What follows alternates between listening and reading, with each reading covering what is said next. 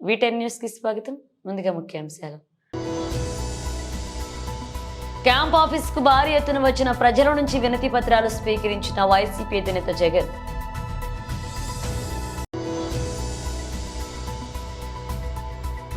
కిమ్స్ ఆసుపత్రిలో మాజీ మంత్రి ఎమ్మెల్యే హరీష్ రావు మీడియాతో మాట్లాడారు. అటల్ బిహారీ వాజ్పేయి నాయకత్వాన్ని మన సైన్యం ఎంతగానో ఆదరిస్తుంది. అనురాగ్ సింగ్ ఠాగూర్.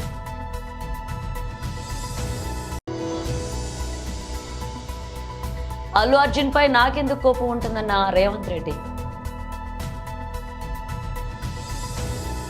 వైఎస్ఆర్సీపీ అధినేత వైఎస్ జగన్ వైఎస్ఆర్ జిల్లా పర్యటనలో ఉన్నారు. ఈ పర్యటన సందర్భంగా వైఎస్ జగన్ నేడు ప్రజా దర్బార్ కార్యక్రమాన్ని ఏర్పాటు చేశారు. క్యాంప్ ఆఫీస్ కు భారీ ఎత్తున వచ్చి ప్రజల నుంచి వినతి పత్రాలను స్వీకరించారు.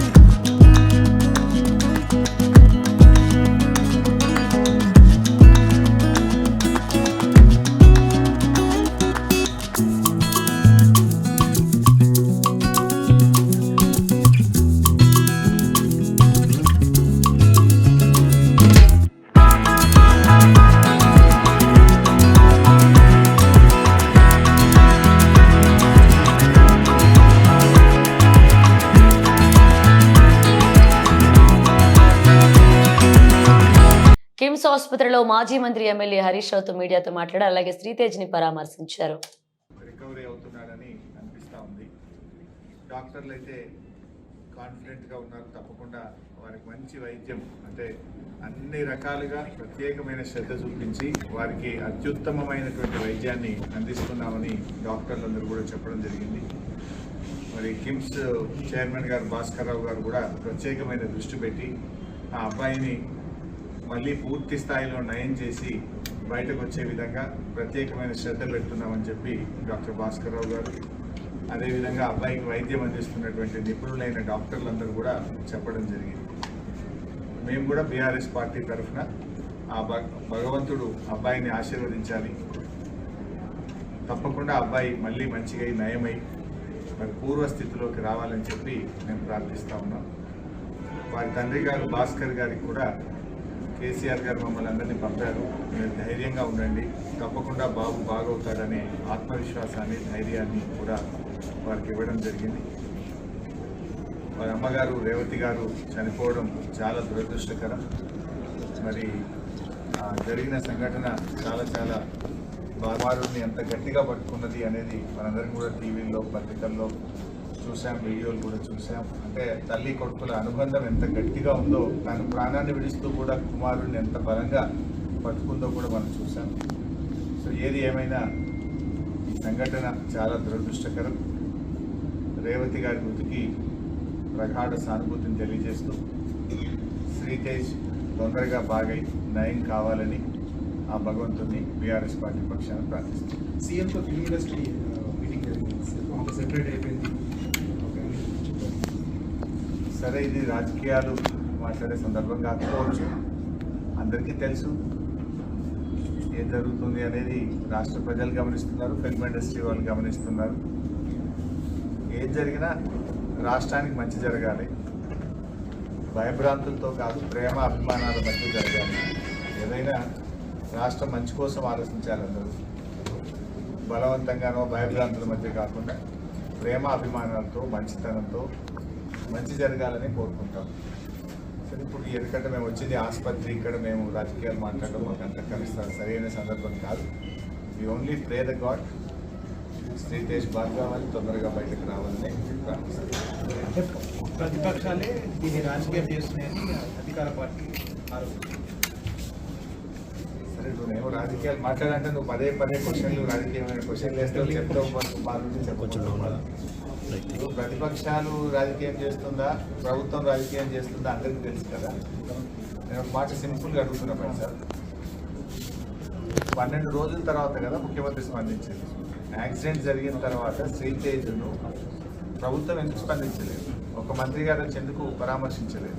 12 రోజుల తర్వాత అసెంబ్లీ వేదికగా నువ్వు మాట్లాడి అప్పుడు కదా నువ్వు భారత పాకిస్తాన్ యుద్ధ సమయంలో ప్రపంచ దేశాల ఒత్తిడికి తొలగకుండా దేశం నుండి పాకిస్తాన్ ఉగ్రవాద సైన్యాన్ని తరిమికొట్టి భారతదేశ వీర పరాక్రమాన్ని లోకానికి చాటిన అటల్ బిహారీ వాజ్పేయి నాయకత్వాన్ని మన సైన్యం ఎంతగానో ఆదరిస్తుందన్నారు. आज भी अटल जी विपक्ष के नेता हो या अपने नेता हो तो उनको किस बात के लिए याद करें? उनकी स्टेट्समैनशिप के लिए, उनके भाषणों के लिए, उनके बड़े दिल के लिए. और हम तो सब राजनीति के लोग हैं. मैं आप सबसे कहना चाहता हूं, अटल जी की 2 लाइनें याद रखो. अटल जी ने कहा था, छोटे मन से कोई बड़ा नहीं होता, टूटे मन से कोई खड़ा नहीं होता. और ये 2 लाइनों में राजनीति का सार है. बड़ा मन करके राजनीति करेंगे तो आज वही 2 सीट वाली पार्टी तीसरी बार लगातार नरेंद्र मोदी जी के नेतृत्व में देश में बड़ा दिल करके राजनीति करेंगे. तो 15 मई 1998 को जब अटल जी ने एनडीए बनाया, 24 पॉलिटिकल पार्टीज को साथ लेकर आए, तो आज हम गर्व के साथ कह सकते हैं 1998 से लेके अब तक हमने एनडीए के धर्म को निभाया है. और आज 16 राज्यों में एनडीए की सरकारें हैं. सबसे ज्यादा सरकारें हमारी हैं. सबसे ज्यादा सांसद, सबसे ज्यादा विधायक, सबसे ज्यादा मेयर, सबसे ज्यादा जिला परिषद के सदस्य, सबसे ज्यादा बीडीसी के चेयरमैन, सबसे ज्यादा प्रधान, सबसे ज्यादा कॉर्पोरेटर एनडीए के देश में है. ये अटल बिहारी वाजपेयी, अडवाणी जी से लेके मोदी जी का विद्या है. इसमें आप सब कार्यकर्ताओं की एक बहुत बड़ी भूमिका है. नरेंद्र मोदी जी कारगिल गए उस समय के हिमाचल के मुख्यमंत्री के साथ और स्पीकर के साथ.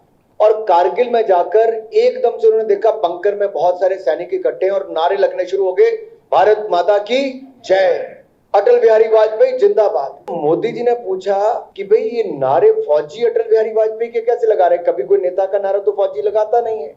तो नीचे से आवाज आई कि हम लोग तो रेडियो पे सुन रहे थे कि अमेरिका के राष्ट्रपति ने दबाव बनाकर रखा है, पाकिस्तान का प्रधानमंत्री अमेरिका पहुंच चुका और अटल जी को उन्होंने बुलाया है क्लिंटन ने कि युद्ध विराम करना होगा, आप अमेरिका आ जाइए. अटल जी ने 2 टूक शब्दों में उस समय अमेरिका के राष्ट्रपति को बोल दिया कि जब तक मैं भारत की एक इंच जमीन वापस नहीं ले लूंगा और एक को वापस खदेड़ नहीं दूंगा, मैं भारत से बाहर कदम नहीं रखूंगा.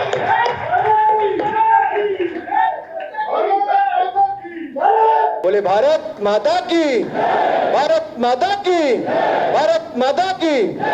ముఖ్యమంత్రి రేవంత్ రెడ్డితో సినీ ప్రముఖులు భేటీ అయిన సంగతి తెలిసింది. ఈ సందర్భంగా అల్లు అర్జున్ ప్రస్తావన రావడంతో రేవంత్ రెడ్డి స్పందించారు. అల్లు అర్జున్ పై తనకు కోపం ఎందుకుంటుందని ఆయన ప్రశ్నించారు. అల్లు అర్జున్, రామ్ చరణ్ ఇద్దరు తనకు చిన్నప్పటి నుంచి తెలుసు అన్నారు. వారిద్దరూ తనతో కలిసి తిరిగిన వారే అన్నారు. వ్యక్తిగత అభిప్రాయాలు ఎలా ఉన్నప్పటికీ అందరూ చట్ట ప్రకారం వ్యవహరించాలనేది తన విధానం అన్నారు. హాలీవుడ్, బాలీవుడ్ హైదరాబాద్ కు వచ్చేలా చర్యలు తీసుకుంటామన్నారు. సినీ పరిశ్రమకు కాంగ్రెస్ ప్రభుత్వాలు ఎంతో చేశాయని, ఆ వారసత్వాన్ని కొనసాగిస్తామని చెప్పారు ముఖ్యమంత్రి రేవంత్ రెడ్డి. ఐటీ, ఫార్మా మాదిరి సినీ పరిశ్రమ కూడా ప్రోత్సహిస్తామన్నారు.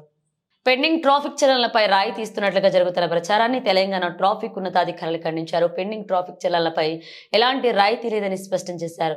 తప్పుడు ప్రచారాన్ని నమ్మవద్దని హైదరాబాద్ ట్రాఫిక్ అదనపు సిపి విశ్వప్రసాద్ విజ్ఞప్తి చేశారు. ట్రాఫిక్ పెండింగ్ చలనలపై ప్రభుత్వం మరొకసారి రాయితీ ఇచ్చిందంటూ కొన్ని రోజులుగా సోషల్ మీడియాలో ప్రచారం సాగుతుంది. ఈ నేపథ్యంలో ట్రాఫిక్ పోలీసులు స్పందించారు. రాయితీ వంటి అంశాలు ఉంటే తామే ముందుగానే ప్రకటిస్తామని వెల్లడించారు. ఇలాంటి తప్పుడు ప్రచారం చేసిన వారిపై కఠిన చర్యలు తీసుకుంటామన్నారు. పెద్దపల్లి జిల్లా అంతర్గాం మండల కేంద్రంలోని రామాలయం టెంపుల్ వద్ద APJ Abdul Kalam charitable trust ఆధ్వర్యంలో అంతర్గాం పాలకుర్తి మండల స్థాయిలో వాలీబాల్ పోటీలు ప్రారంభించామని అబ్దుల్ కలాం ట్రస్ట్ చైర్మన్ అంగోత్ రవి నాయక్ తెలిపారు. కార్యక్రమానికి ముఖ్య అతిథిగా హాజరయ్యారు. అంతర్గాం తహసీల్దార్ తూమ్ రవీందర్ టాస్ వేసి పోటీలు ప్రారంభించారు. అనంతరం తహసీల్దార్ రవీందర్ మాట్లాడారు.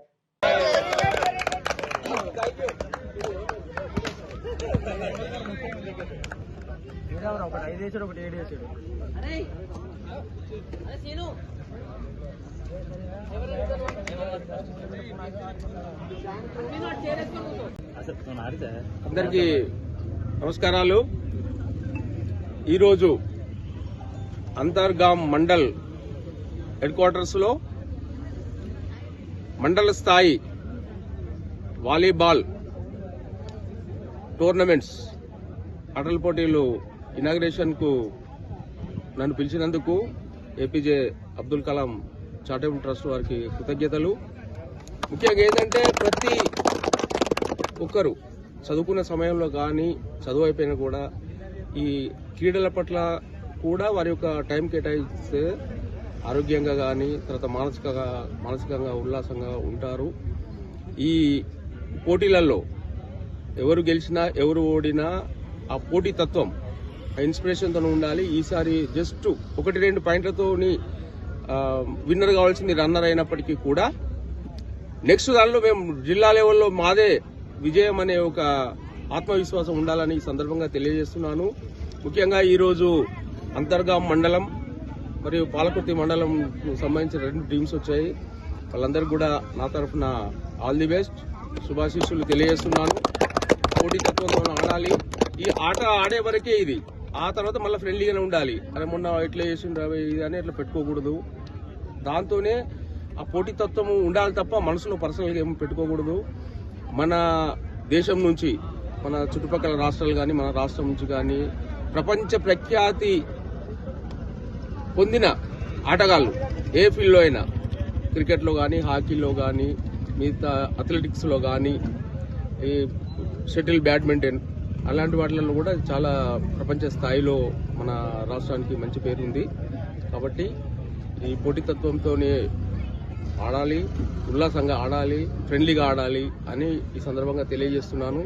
ముఖ్యంగా ఈ క్రీడలను నిర్వహిస్తున్న doctor APJ Abdul Kalam charitable trust వారికి మరొకసారి కృతజ్ఞతలు శుభాశీస్సులు తెలియజేస్తున్నాను. Thank you. నమస్కారం. అన్నమయ్య రాజంపేట ఆండాళ్ భక్తి సేవా సంఘ ఆధ్వర్యంలో గోదాదేవి శ్రీ మహాలక్ష్మీదేవి సమేత శ్రీ ప్రసన్న రంగనాథ స్వామి కళ్యాణ మహోత్సవం జనవరి 4వ తేదీ శనివారం బైపాస్ రోడ్లోని కళాంజలి గౌడెన్స్ లో నిర్వహించామన్నారు. ఈ సందర్భంగా నందలూరు మండల కేంద్రంలోని ప్రసిద్ధ శ్రీ సౌమ్యనాథ స్వామి ఆలయ ప్రాంగణంలో గురువారం గోదాదేవి మహాలక్ష్మీదేవి సమేత ప్రసన్న రంగనాథ స్వామి కళ్యాణ గోడపత్రాలను సౌమ్యనాథ స్వామికి పూజలు నిర్వహించి ఆవిష్కరించారు. ఈ సందర్భంగా నిర్వాహకులు మాట్లాడుతూ వేద పండితులు అక్కరాజు శశిధర శర్మ నేతృత్వంలో కళ్యాణ మహోత్సవం వేద మంత్రములతో మంగళ వాయిద్యాల మధ్య అన్నమాచార్య సంకీర్తనలతో భక్తులు గోవింద నామస్మరణల మధ్య అంగరంగ వైభవంగా కళ్యాణం జరపనున్నట్లుగా తెలిపారు. శనివారం రోజు కళాంజలి కళ్యాణం రోజు గోదాదేవి మాత కళ్యాణం రంగరంగ వైభవంగా జరుగుతోంది. ఆ కార్యక్రమానికి అందరూ విచ్చేసి భగవంతుడి కృపకు పాత్రలు కావాలని వారి యొక్క ఆశీర్వాదం పొందాలని కోరుకుంటున్నాం. అదేవిధంగా ఈ గోపూజ 7:30 గోపూజ అది రాజంపేట ఇస్కాన్ వారి ఆధ్వర్యంలో జరుగుతుంది. తులసి పూజ అవి తర్వాత అందరూ ఆ కార్యక్రమానికి విచ్చేసి భగవంతుడి యొక్క ఆశీర్వాదం పొందవాలని కోరుతున్నాం. శ్రీ వెంకటేశాయ నమః. శ్రీ ఆండాళ్ భక్త సేవా సమితి ఆధ్వర్యంలో గోదాదేవి కళ్యాణం నిర్వహించడం చాలా ఆనందదాయకంగా ఉంది. మన సంస్కృతి సాంప్రదాయాలని ప్రతి ఒక్కరికి తెలియజేయడం ఉద్దేశంతో ఈ కార్యక్రమాన్ని నిర్వహిస్తున్నందుకు చాలా సంతోషం. రంగనాథ పరబ్రహ్మణే నమః. రాజంపేట భక్తజనానికి తెలియజేయడం ఏమనగా 2025వ సంవత్సరం నూతన సంవత్సరం తొలి నెల తొలి శనివారం సందర్భంగా ధనుర్మాసంలో గోదాదేవికి అత్యంత ప్రీతికరమైన మాసం కాబట్టి శనివారం ఉదయం 8:30 గంటల నుంచి పూజా కార్యక్రమాలన్నీ జరుగుతున్నాయి.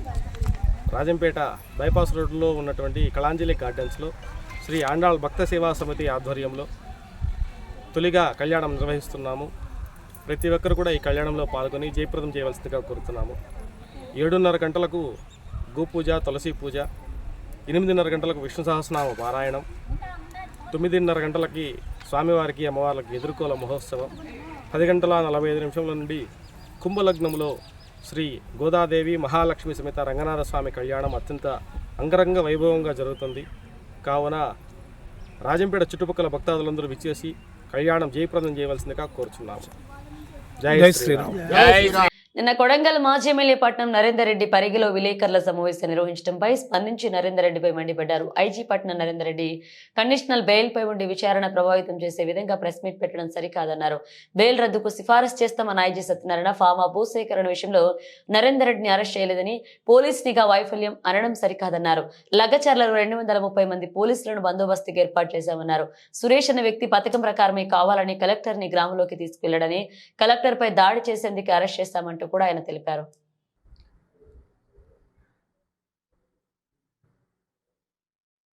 నిన్న లగచర్ల కేసులో ముద్దాయిగా ఉన్న పట్నం నరేందర్ రెడ్డి గారు కొన్ని వ్యాఖ్యలు చేయడం జరిగింది. ఆ వ్యాఖ్యలు ఇన్వెస్టిగేషన్ని ప్రభావితం చేసే విధంగా ఉన్నాయి, దర్యాప్తుని ప్రభావితం చేసే విధంగా ఉన్నాయి. ఆయన తీసుకున్న బెయిల్, యాంటిసిపేటరీ బెయిల్లో కానీ, రోటిబండ తాండా కేసులో, లేకపోతే రెగ్యులర్ కోర్టులో వచ్చిన బెయిల్ సంబంధించిన దాంట్లో కానీ, దాంట్లో క్లియర్ కట్గా హానరబుల్ కోర్ట్స్ ఆయనకి డైరెక్ట్ చేయడం జరిగింది. ఇన్వెస్టిగేషన్కు కోఆపరేట్ చేయాలి, ఇన్వెస్టిగేషన్ని ప్రత్యక్షంగా కానీ పరోక్షంగా కానీ ఇన్ఫ్లుయెన్స్ చేయడం కానీ ఇండ్యూస్ చేయడం కానీ, ఫ్యాక్ట్స్ని ఇన్వెస్టిగేషన్కి దర్యాప్తుకి అవసరమైన ఫ్యాక్ట్స్ ఫ్లోని ఆపడం కానీ, ఏ విధంగా చేసినా మళ్ళీ చర్యలు తీసుకోబడతాయి అన్న విధంగా ఆయనకి కండిషన్స్ ఉన్నాయి. దానికి విరుద్ధంగా పట్నం నరేందర్ రెడ్డి గారు నిన్న వ్యాఖ్యలు చేయడం జరిగింది. ఫస్ట్ ఆఫ్ ఆల్, ఇది అక్రమ కేసు. లగచర్లకు సంబంధించిన రైతులు సంబంధించిన ఇండస్ట్రియల్ సంబంధించిన కారిడార్ ఫార్మాకి సంబంధించిన కేసులో అరెస్ట్ చేశామని ఆయన పదే పదే చెప్తూ వస్తున్నారు. That is completely wrong. పోలీసులు ఎంతో సంయమనం పాటించారు. 25 అక్టోబర్ రోటిబండ తాండాలో శేఖర్ని ఆల్మోస్ట్ ఆల్ కిడ్నాప్ చేసి ఒక రూమ్లో పెట్టి ఒక విపరీతమైన అటాక్ చేసి పోలీస్ ఎస్పీ గారు ఇంటర్ఫియర్ అవ్వడం వల్ల సురక్షితంగా అతను తీసుకురావడం జరిగింది. లేకపోతే చాలా ఇబ్బంది అయ్యేది. అది ఎక్కడ లీడ్ అయ్యేదో అసలు ఎవరికి తెలియదు. అంత అగ్రెసివ్ అటాక్ జరిగింది. అయినప్పటికీ రైతులు అనే ఉద్దేశంతో సంయమనం పాటించి మొత్తం ఇన్వెస్టిగేషన్ పూర్తి స్థాయిలో చేసే తరుణంలో ఈ లగచర్ల ఇన్సిడెంట్ అయింది. లగచర్ల కూడా మీకు అందరూ తెలుసు, విలేజ్గా బయట పటిష్టమైన 230 మంది బందోబస్తుతో ఏర్పాటు చేయడం జరిగింది.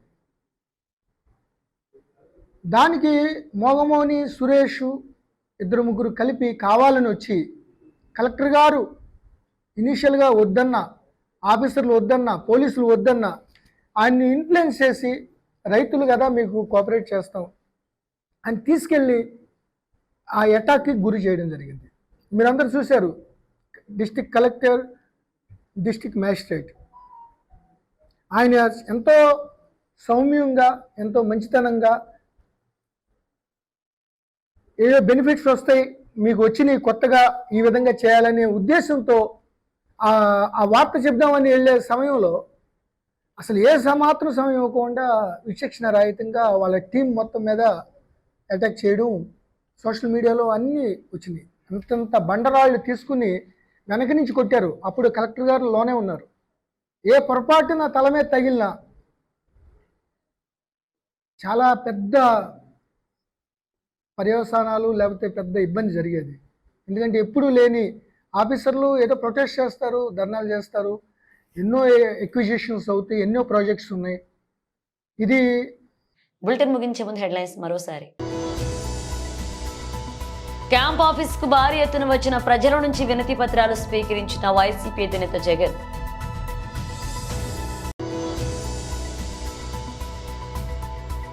కిమ్స్ ఆసుపత్రిలో మాజీ మంత్రి ఎమ్మెల్యే హరీష్ రావు మీడియాతో మాట్లాడారు. అటల్ బిహారీ వాజ్పేయి నాయకత్వాన్ని మన సైన్యం ఎంతగానో ఆదరిస్తుంది. అనురాగ్ సింగ్ ఠాగూర్.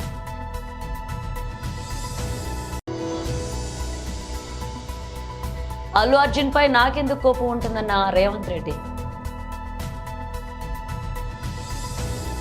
ఇవి బులెటిన్ అప్డేట్స్. మరణ బ్రష్తో మళ్ళీ కలుద్దాం.